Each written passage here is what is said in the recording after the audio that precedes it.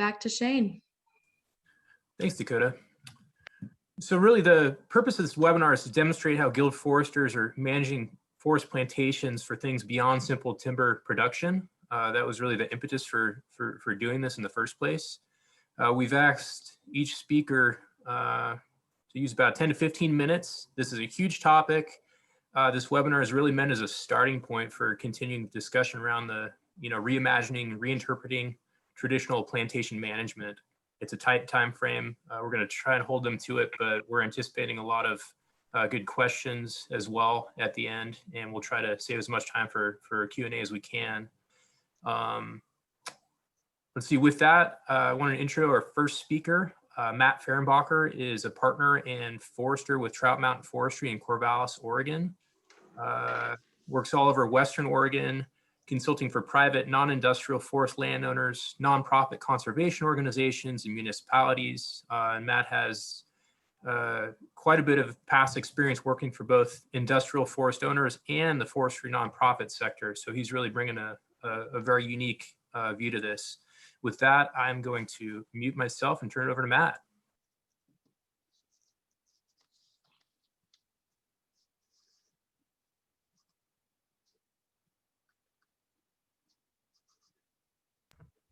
Matt, I'm not sure if you know this, but you are still on mute.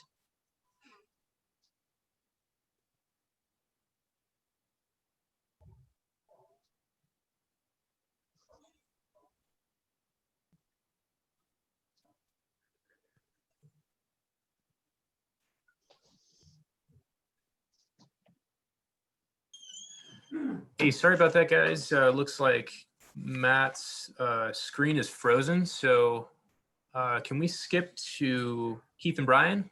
We'll just swap the order here a little bit to keep things moving.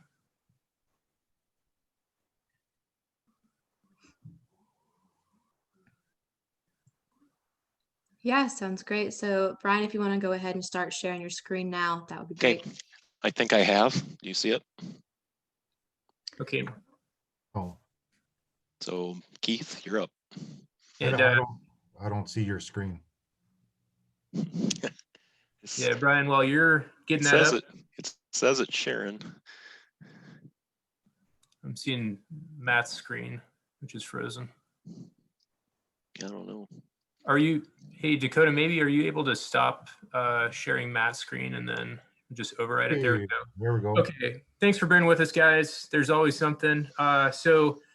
We'll skip over to Keith and Brian, the Sandplain Pines Project. Keith is the forest manager at the Leech Lake Band of Ojibwe in Cass Lake, Minnesota. He's been working in tribal forestry since 2004. And Brian is the science leader for applied forest ecology at the Forest Service Northern Research Station in Grand Rapids, Michigan. I'll turn it over to you guys. Thank you. Appreciate the pivot. All right, thanks, Shane. Yep, trial by fire here. So like Shane said, I'm Keith Carnes. I'm the forest manager for Leech Lake Band of Ojibwe, and we're going to discuss our Sand Plains Pine Project today. Brian's going to get into most of the science about it. I'm going to address the idea of how this project came to be next. The whole idea behind the Sand Plains Pine Project, I mean, historically tribes, they've used their forests for a multitude of sustenance issues. And plantations, as you can see by the picture, I mean, they're not very conducive to wildlife, as historic Native Americans were used to them. So we did this project, and you can see in the yellow box, to restore composition, increase resilience, enhance habitat, and minimize the risk of severe wildfires. Next.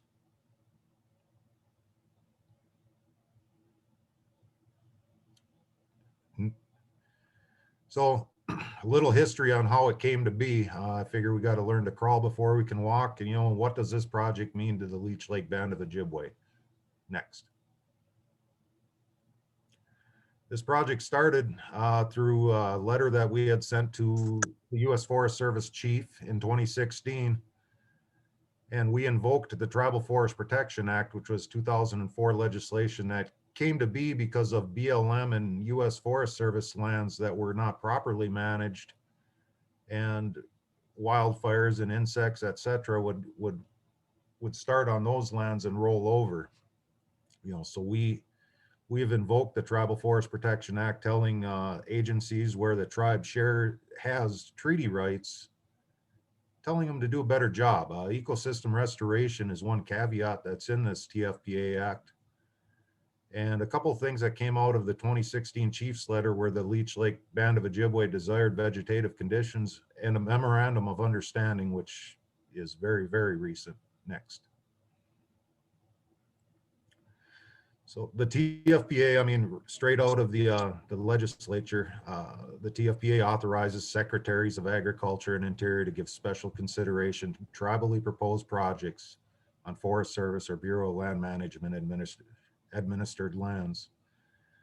The area of Sand Plains is an area that has, I think it's about 5,000 acres of young pine plantation, young being 20 to 40-year-old pine plantation that hasn't been thinned yet. It's a biological desert underneath, or an absolute sea of hazel, one or the other. Next. So some of the things that have to apply for a TFPA project to take hold. We propose the project, and it's a government to government relationship. It's an issue that the tribe has often, ensuring that people realize we are not a special interest group. We are not the general public. The tribe, this is their homeland. They have historic and cultural interests on these lands. And there are ways that the tribe manages lands. Topical right now would have been in, like, say, Australia. The Aborigines, having burned how they did, they set up that landscape over there. They should have been allowed to keep doing what they did, and maybe some of the more modern cities would have been a little safer. Next. Now you can see by this picture, I mean, we have a severe overlap with the Chippewa National Forest. 90% of the reservation is located within the Chippewa National Forest. And, the Chippewa National Forest has the reservation right smack in the middle of it. So there is a lot of interest in working together with them. Next. So when we did our TFPA project for thinning these young stands to make the live crown stay robust and able to grow instead of having these little poles with whippets on them, we pulled up out of their shape files all the stands that fit into this category of being 20 to 40-year-old plantations of either red pine or white spruce. And you can see in the little oval there was a dense population of these stands in a specific area. This is what became the Sand Plains Pine Project. Next. As mentioned in the Chief's letter, we formed our desired vegetative conditions. We're looking at a full landscape, trying to incorporate, how nature would want to do it. I mean, I grew up in farm country. These are like giant corn stalks. There's different species that need to be in there. Some areas should be more dense, some should be more open. And Brian's going to get into a lot of these. We utilize the best available science, which is largely Brian. Next. These are our 8 desired vegetative conditions. There's 8 of them there. 2 of them are cultural, 2 of them are environmental justice, but bullets 1, 4, 6, and 7 are our ecological ones. 7 being exactly what we're talking about today, restoring conifers to ecological functioning systems. Next. And this is our new sign that we put to welcome people to the reservation. And one of my co-workers, Ben Benoit, who's happens to be a Leech Lake band member, he said this about a year ago at a meeting we were there, with realizing people drive, they pass this sign on their way to work, they live outside the reservation, but he says this is not just another forest, it's our homeland. They live here. So with that, I will turn it over to Brian. Okay, thanks, Keith. So what I'm going to do now is kind of focus us more on the ground in terms of what we're planning for this project area. And to do that, I think what I'd like to do is put a little bit of red pine in context in Minnesota before we get into the plantations. So what you can see here is that red pine is a pretty abundant component of a number of what we call in Minnesota native plant communities. It's a classification the state uses. And so there's a bunch of them listed there. And these forests or woodlands that were red pine dominated were pretty abundant historically. What do we know about them? Well, we know they were mixed species stands, not just red pine, and we know they were more woodland-like with variable tree canopy. For us, the pines are long-lived, and importantly, the disturbance regime, mostly fire, was not what we traditionally think of as stand replacing. So tend to be less than stand replacing. And so let's think about that. This is just some evidence for that. These are old photographs from the Chippewa National Forest. And these writers all spoke to red pine really regenerating in kind of a large gap sort of disturbance regime. And we don't manage our pine systems that way at all anymore. So that's just a little bit of context as we get into the project details to keep in mind. So now what are we dealing with? Pine forests in Minnesota are much greatly reduced in area. They're red pine dominated by design, both in plantation, but also in natural forest settings. And fire is pretty much always excluded because the mills don't want charred bark on logs.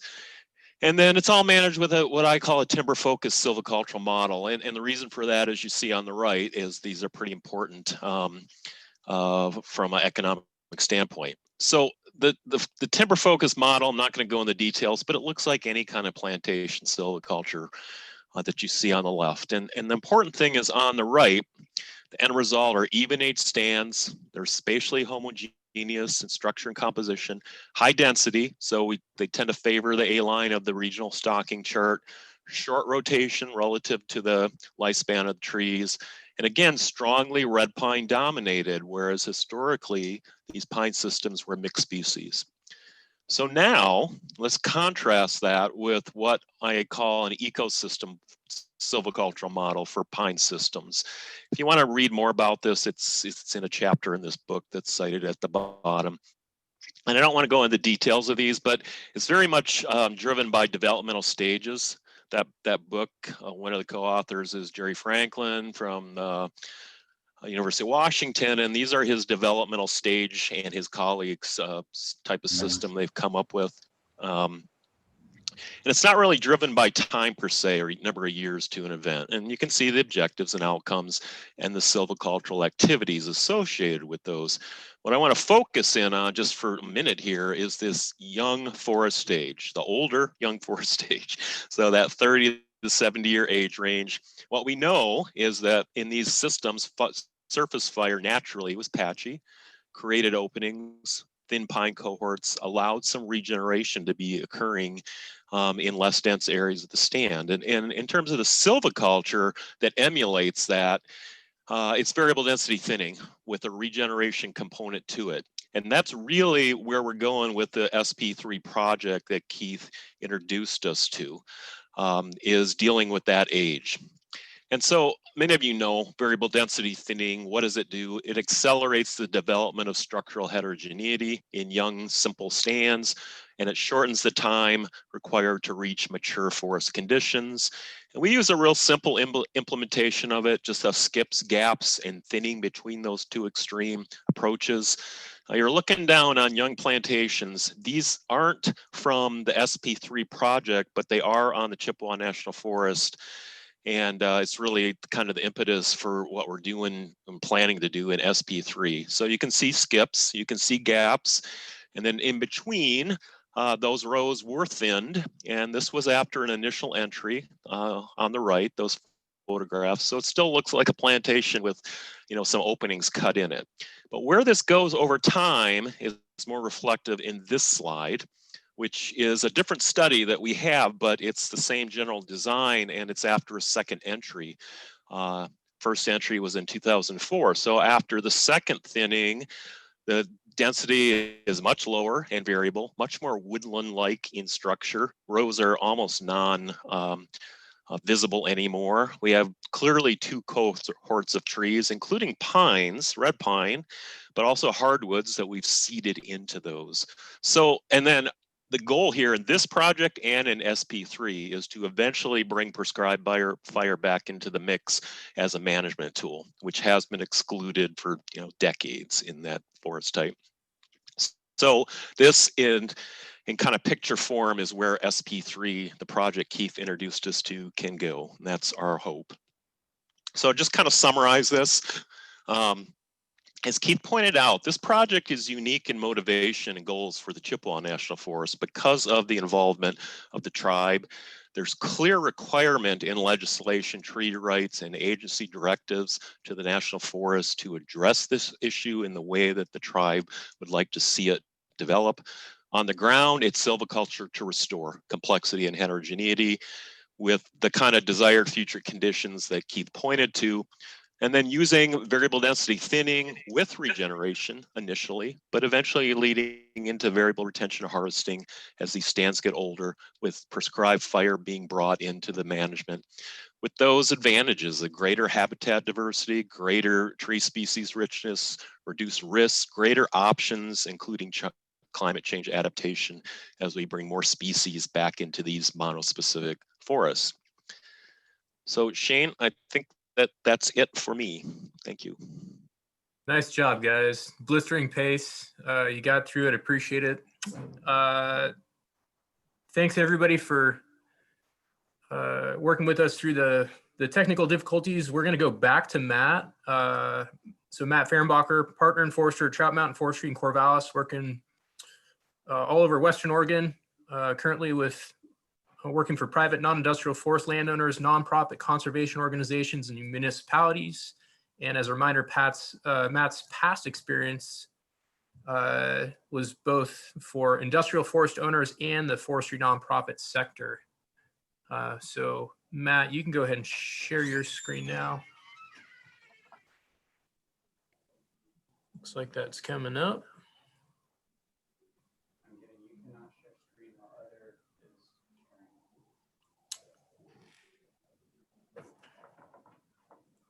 Sorry, Dakota, I guess he's getting a message that he can't share the screen while other people are sharing their screen. Okay, yeah, no worries. Whatever works, Matt. There we go. Yeah. Perfect. Beautiful. I'm going to go ahead and mute myself here and turn it over to Matt. All right. Well, thanks everyone. I'm going to talk about a little different setting here, private lands in the Pacific Northwest. Really, my focus today, I'm going to focus mostly on Douglas fir in Western Oregon. That's where the bulk of my work has been over the course of my career. And really, it is a big driver of the forest industry in the West Coast. I think it's fair to say just overall Douglas fir is #1 when it comes to timber in the West. It's a high quality, high value tree. It produces lumber for multiple uses, dimensional wood, plywood, power poles. It's the most abundant tree in the state of Oregon. Of the forested area, it occupies 35% of the landscape. And these are really long-lived trees, 500 years old and beyond. They grow 300 feet tall and taller. And in their natural state, these really provide high-quality habitat. Old growth Doug fir is storied for its habitat values and the opportunities it provides, the rare species it supports. These old growth forests, which aren't really shown in the photos here, but they have copious amounts of lying deadwood, large, big snags, lots of legacy structures. They're really complex and pretty amazing forests. So we'll be talking about this forest type generally. Douglas fir management on the private landscape in Western Oregon is really dominated by plantations. Industrial lands, you can see in the chart in the top right, represent about 22% of the acres in Oregon overall of the forested acres, but really represents 2/3 of the harvest volume. So the industrial owners are really harvesting a lot of Douglas fir, a lot of acres across the landscape. In total, there's about 4 billion board feet of timber a year cut in Oregon. And intensive even age Douglas fir plantation management is by far the most common approach. The image I have here, the aerial photo, shows Clatsop County, Oregon. It's bounded to the north by the Columbia River and to the west by the Pacific Ocean. And all those little blobs are clear cuts. Some of them, I'm sure, are pastures or openings, but generally, if you zoom into an image like this, you can see just how extensive the even age harvesting is on the landscape in Western Oregon. It's it's essentially seen as the only way to grow Douglas fir. Private family landowners, some of them will buy into this as well and use that approach. There's certainly different ways of managing Douglas fir on an even age approach, but the plantation management is really what's happening in these western forests in Oregon. Other conifers on the landscape, in this region, there's grand fir and western hemlock and red cedar and incense cedar and a few others, but most of these trees are lower value or slower growing. They can't carry the volume per acre. So Douglas fir is the primary species. Hardwoods are really a minor component across the landscape and in these forests, or in the managed forests, I should say. And Doug fir is basically grown to exclude hardwoods. There's a few species, bigleaf maple and red alder, that grow in these western forests, and they're generally seen as weeds and managed to the exclusion of the plantations. Kind of the recipe for conventional plantation management, the goal of establishing and managing these plantations is really just to minimize the complexity, minimize the uncertainty, and maximize the efficiency in fiber production. And that starts with clear-cut harvest. We have 120 acre size limit in Oregon and Washington. That's probably rarely approached, just given the operability and landscape layout, but you can go up to 120 acres. Often tree length logging is used, so much of the remnant lying woody debris is brought up to the landings rather than left in the units. But the next step is typically going to be dealing with slash, which is usually piling and burning, and then that's followed up with a site prep spray to minimize moisture stress in our hot, dry summers we have here, typically done aerially, and then followed by planting, usually 100% Douglas fir at a 10 to 12 foot spacing. So you end up with between 300 and 435 trees per acre. Release sprays follow the planting, and usually there's at least one release spray for the forbs and grasses post-planting, and usually there's two, and then there may be some later treatments as well of the hardwoods. Once the plantations are established in this conventional approach, intermediate treatments might be pre-commercial thinning at ages 15 to 20, or a commercial thin from below at age 25 to 40. And these treatments are really going to be, the viability of them are going to be dictated by what the log markets are like, the species composition, operational constraints, those types of things, to see if it's viable to do the treatment. But really, what's occurring, especially in Western Oregon in the Coast Range, is incredibly short rotations of about 35 years that are driven by expectations of financial performance. So these short rotations just prohibit intermediate treatments. Generally speaking, I would say that not everybody's following that model, but it's pretty common to be rotating those stands at 35 years. family landowners will have longer rotations. But really, there's no biological basis for this short of a rotation. These Douglas fir stands aren't their culmination of mean annual increment. They're not hitting that till around 100 years or beyond. And so it's just the financial performance that's driving these really short rotations. So the stand that's shown in the photo in the lower left would be typically what would be at rotation age. So we've got, you know, the methods for establishing plantations in Western Oregon are established and effective, but, you know, what's missing? Well, there's a lot missing. I think, you know, there's the absence of legacy features, standing live and dead, down dead wood, species diversity in the tree overstory. A shrub layer is really minimal to non-existent in a lot of these forests, especially, you know, berry and fruit producing shrubs. Can be some introduction and encouragement of non-native weeds when you given in these conditions. Impacts to the soil organic horizons can be significant with removal of the slash and biomass. And there's a really a heavy reliance on herbicides. Another thing that happens is sometimes we get displacement of some natural vegetation types where plantations are established, where other conditions such as meadows or oak woodlands or savanna might normally occupy that site.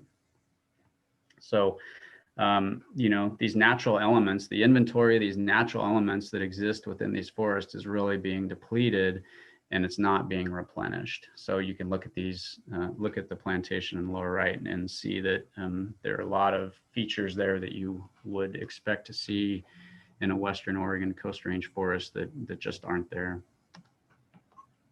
So, you know, our work at Trout Mountain and with our client base, we're really striving to maintain and encourage natural forest elements in these planted forests, whether we're establishing new planted forest or we're managing existing planted plantations. Our client base, you know, we work with a lot of municipalities, land trusts, municipal watersheds, foundations, and family landowners. So our approach is trying to integrate these values back into these planted stands. And you can see this, both these plantations here in the photos were established in 2014. Lower right is one of our variable retention harvests, and the upper left is one of our neighboring landowners that's taken more of the conventional approach, and you can see the differences there. So, you know, in establishing a planted forest, and, you know, that's kind of, I guess, the language I like to use because it feels like we're not trying to create plantations. I think we're trying to avoid really a plantation condition and create a planted forest because we want to maintain those components. So, you know, one thing that we can do is judicious use of herbicides to maintain shrub layers. And what the aerial image on the left shows a 7-acre variable retention harvest in 2013, where about a third of the acres were not sprayed. We kind of, you know, treated, it was basically intentional skips, areas that we didn't treat with herbicide as a site prep. And then the photos on the right show the difference. On the right side, on top, you can see what it looks like where we didn't do any herbicide application. You've got fewer planted conifer, more hazel, elderberry, salal, all fruit and nut producing shrubs, as well as just a denser shrub layer overall. And then the bottom right shows us the area that was site prep sprayed where the planted conifer are really dominating those acres. Also, looking at the size and the shape of the openings here, you know, creating long, narrow, lots of edge and lots of shaded condition in these stands provides some variability over time in how the stand develops. Other things we can do when we're establishing new plantations is, often there aren't legacy structures to retain. So we're trying to kind of maybe put a Band-Aid on it for the long term until we can create those. So on the upper right, it shows retention of slash, small piles that we can plant around, bundling of small logs to mimic large down wood. Lower right is legacy, retention of green trees over time that are going to be the big legacy structures on the site. And then on the lower left, it shows kind of about 5 years into a mixed species planting with some retained trees and a heavy shrub layer. So another approach or a situation that's really common with us is when folks come to us with existing plantations that they want to do something different with. And, really the path has been laid with the establishment of these plantations in many cases. They've been established for even age management. And so we need to change the course. This client in particular has a long-term goal of creating late cereal forest structure in the Oregon Coast Range. And so the top left photo taken in 2016 shows a 26-year-old plantation prior to treatment. So we have to think here, what can we do to change the trajectory to the site? Here we've got this site that's really dominated by Douglas fir. Well, the first thing we can do is retain these hardwood patches. In the top left, you can see there's a smattering. It's generally alder that just showed up naturally into the plantation. And so that's one of the first things we can do. And I do have to mention that that this particular unit was laid out and managed by your very own MPC chair, Shane Hetzler. So you can see some of his good work here. What Shane did here was we put in a bunch of, we used group selections, and you can see in the lower right, the openings with single trees in the middle, small 1/10 acre up to 1/4 acre openings. We used variable density thinning, which you can see illustrated in the 2019 photo in the lower right. Some heavy thin areas, some conventional thinning, and then also some no thin areas. And then that gives us some opportunities for mixed species planting, shade tolerance in the understory, and trying to recruit and maintain any lying dead wood that is there. So here's some photos on the ground. What we've got is the top left shows those group selections, and really, daylight on the forest floor, planted hemlock in the small patches, bundles of small logs to mimic the large logs that are absent in the site. And then, just on the lower right, it shows the thin stand with the impacts of those gaps that really just provide some additional sunlight resources to the forest floor and the shrub layer. So all of this work depends on the stand age and whether or not we can actually do it, the crown condition of the Douglas fir, the markets, and operability. So in about 15 years, we'll be back in a stand like this and apply many of the same treatments. So final thoughts here on this. At this point, the oldest plantation on these private lands in Oregon are only about 60 years old. So they're just starting to show, if they still exist at age 60, they're just starting to show some character and of a mature forest. Ongoing rotations with the current practices are going to basically ensure that legacy structures and native forest values are going to continue to decline in these managed lands. So we need to do things that, even minor deviations from typical plantation management and establishment is going to contribute to the ecological value of planted forests across the landscape. And as foresters, it's really important for us to understand and differentiate between, what a natural forest looks like and what a plantation looks like, to allow us to see what the potential can be on these sites that we're stewarding. So with that, I think that's my 15 minutes. Thanks. Great, thank you, Matt. With that, we're going to go to Bruce White. Bruce is a forester at Gilbert, Fulbright, and Randolph, based in Raleigh, North Carolina, and a fellow MPC member. He's a private consultant focused on natural stand and wildlife habitat management for private landowners in North Carolina and South Carolina. Has experience in both the private industrial and non-industrial forestry sectors. So again, bringing a really interesting background and expertise to his work and to this discussion. With that, I will turn it over to Bruce, if you're ready. All right. Do I need to share the screen specifically? Yes, yeah, if you could go ahead and share your screen, Bruce, that would be great. There. All right, here we go. Perfect. Good deal. All right, I am going to give you a broad overview of different types of plantations and management here in the South. And I'm going to blow through it pretty fast because I could take forever to talk about this if I had the time. The plantations that we talk about in the South are almost primarily, they're southern yellow pine, with the exception of some white pine in the mountain range, Appalachian mountain range. The list of different pine species is here. By far, the most dominant one is loblolly pine, which is a timber management species. Slash pine, if you go further south. Longleaf pine, which is one of the more prominent species here before European occupants came. Longleaf and shortleaf were probably much more prominent than any of these others at that time. But all of these first 5 species can be managed for timber and wildlife management. The last 4 species that you see here, we won't really talk about again. But the plantations you might see of these are going to be more ecologically based than they would be timber management based.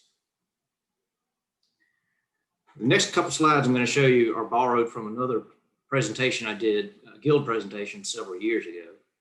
And these sort of focus on the Piedmont area of North Carolina. The same would apply for South Carolina as well. I will point out that other than the first 2 slides you're going to see in this presentation, the rest of the slides are pictures that either I took or somebody that was with me took on lands that I was or am currently managing. So I apologize in advance for the quality of the photos, but they are all mine. This statement right here pretty much says it all, and I won't even bother to recite it to you. But this is the state that the Southern Forest or the southern land was in at the time of old field abandonment. And so these next 2 pictures are going to show you sort of what we inherited. Not much to work with here. The farmers, it was basically slash and burn agriculture back then, the same that you're seeing in the tropics now.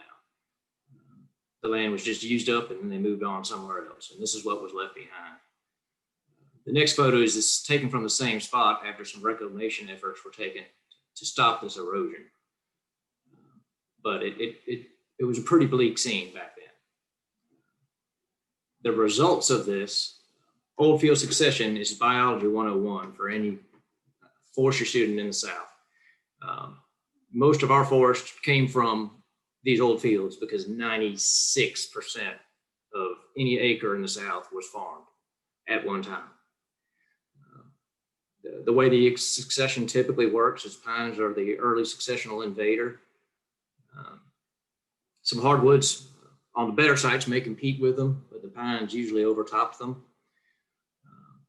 The important thing to point out is that in many cases, these sites were not good enough to support quality hardwood growth. Many of them still are not. And one of the reasons for the extent of the plantations that we have in the South is simply because nothing else is going to grow with any sort of economic return to it. Studies have shown that pine occupation on these eroded sites can add an inch of topsoil every 30 years. 3 inches of topsoil is generally considered a permanent improvement in these soil types. So a 90-year rotation can actually help rebuild our soil and allow us to start considering some other options once that happens. So typical old field site, year 0 to 5, weeds and grasses dominate. From years 5 to 40, it's a dominant pine overstory with a hardwood midstory. Slowly beginning at age 40 and lasting all the way through age 150. The natural succession reverts from pine as they slowly die out to a hardwood stocking. And what we were taught in forestry school was that the oak hickory is the climax forest type of the southern forest. I tend to question that, and I think a lot of folks are questioning that now. It really seems to be more of a beech maple climax if you give it long enough. Unfortunately, those are not species that you can grow with any sort of economic return in this area. You talk about rotation length, 40 years is really on the high side of what people will tolerate, will be patient enough for. Much past that, they're going to be ready to cash in. That is a limitation on the species that you can really grow on a site. Basically, the only pine species that you can manage on a 40-year rotation economically are going to be loblolly, slash, and white pine if you're on a very good site and everything goes well. The challenge is to find those that are desiring of or tolerant of longer rotations. In those cases, shortleaf and longleaf pines are excellent choices. Long-lived trees will respond to release long after loblolly is unable to. And there are ecological benefits with those ecosystems as well. The brief pine plantation history goes from the very crude beginnings. Folks had these abandoned fields and saw what was happening and decided to try to recreate them themselves. And it went from the least intensive method of no competition control, or if it was a cutover site, it probably wasn't full utilization of the previous trees, so you had remnants left behind. Direct seeding, either by hand or by air, was a common way to get the pine seeds in the ground. From there, we went to mechanical site preparation, which is adding insult to injury. It basically is what happened. These fragile soils couldn't stand that type of treatment, and what was bad got worse in a lot of cases. Here I have slash and burn. I really should have said fell and burn. After harvest, burn the slash in place and then replant. Of course, the old fields that were planted, afforestation, a lot of these were CRP programs that helped pay for that. Eventually, folks started realizing that these mechanical methods weren't always the best. Herbicides started to replace those. And as folks responded to that, the forest herbicide industry grew and started coming up with selective options, which really kind of expanded the toolbox that we had to use. The seedlings themselves, genetic tree improvement became its own industry, and the race to grow the perfect pine tree began and is still ongoing. I think they'd grow them square if they could. Fertilization began to gain traction. Lots of research into that and growing them bigger and faster. Clones, mass control pollinated seedlings are the next wave that we're seeing now. And so from a very crude beginning to an almost Frankenstein type clonal situation, the challenge is where's the balance between growing something as a free to grow condition and a pine desert. So question is, if you have a boring pine plantation, what's an ecologically minded forester or landowner to do? This picture is a longleaf plantation managed for pine straw, one of my clients. And that's one of our biggest challenges is trying to manage that dynamic. And that's the topic of a whole nother conversation. But this picture is a white pine plantation that I'm managing that is being harvested as we speak.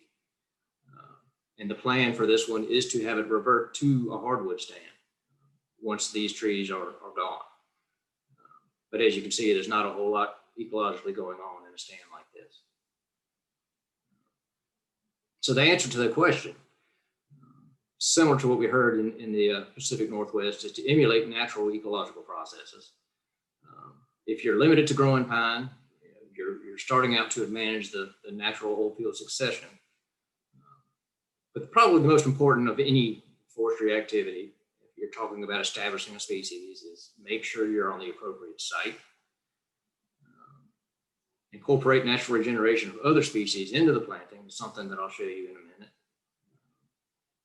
You can emulate the self-thinning process that occurs. Reintroduce the fire regime. It's hugely important. Returning to native understory vegetation. By that, basically what I'm saying is eliminate non-native invasives that have come in. Extending these rotations, as I mentioned earlier, and massaging the succession process. And that can work one of two ways. If you want, or your landowner wants pine to succeed pine, then you can plan for that and still manage in an ecological way. Another option is to treat pine as basically a cover crop for an eventual mixed stand or a pure hardwood stand, assuming you can grow acceptable growing stock species. So this slide here, it's not really fair to put this one in there. I ask, is this an appropriate site for a pine stand? Pines do not like getting flooded.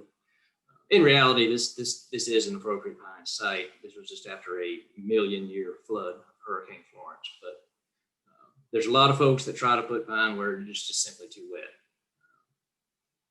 On the opposite end of the spectrum, droughty sand hills, very, very deep, dry sands. You plant loblolly pine in these sites, and 40 years later, you have small pulpwood. It's not an appropriate site for loblolly pine. Examples of controlling stocking, pre-commercial thinning is something that we use quite often. The photo on the left showed a stand of longleaf that loblolly pines invaded. On the right, it shows it after we cut the loblolly component of that stand out. This slide is just an example of using fire.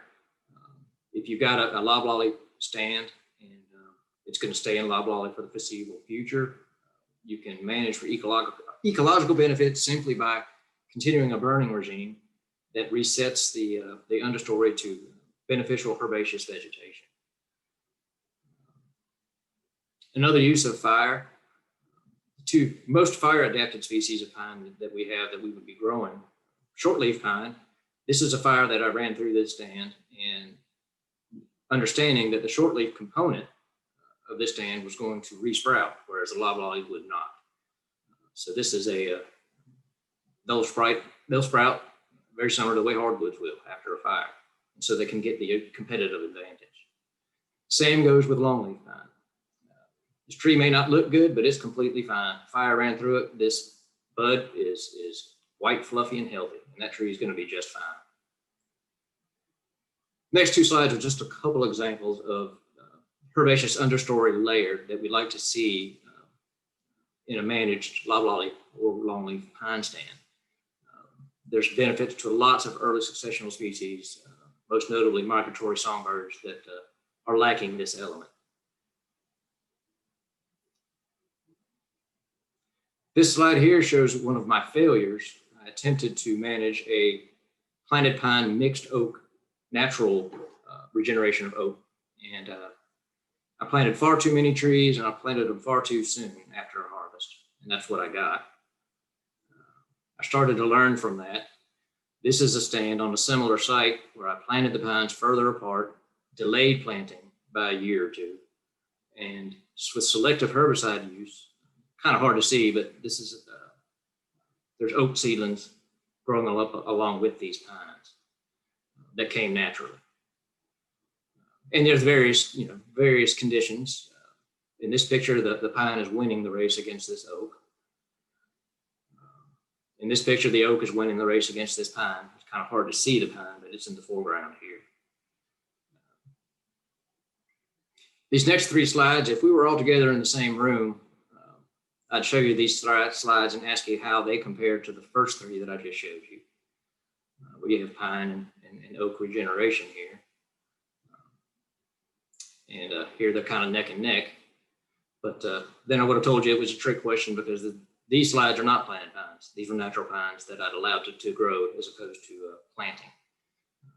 I took what nature gave us. Old field sites, replanting. There's a lot of this going on with longleaf pine right now, taking old ag field sites and turning them into something that's going to be of more of a benefit. Other than pine, what else can we do if plantations are the order of the day? What are some other species we can use? Bald cypress is one. Atlantic white cedar, commonly known as juniper in this area. Similar characteristics to the northern white cedar. I don't advocate planting hardwoods real often unless there's significant cost share money involved. The cost and the risk of failure are simply too high for most landowners. Another option, which is a whole another discussion, is you can manage southern yellow pine on an uneven age basis. Not many people have tried that, but the late great Don Handley, a guild member who passed away recently, had sort of perfected this process. And these are just some pictures of some alternate plantations that I've managed. What you see here is Atlantic white cedar, juniper. And once again, the loblolly pines invaded. And this is the stand after we cut out the loblollies. And you see the juniper still standing here. On these wetter sites, this is a cutover area, a swamp harvest that we did and replanted bald cypress. It's a very versatile tree and lends itself to a lot of different conditions. One of those that you can replant and justify it economically.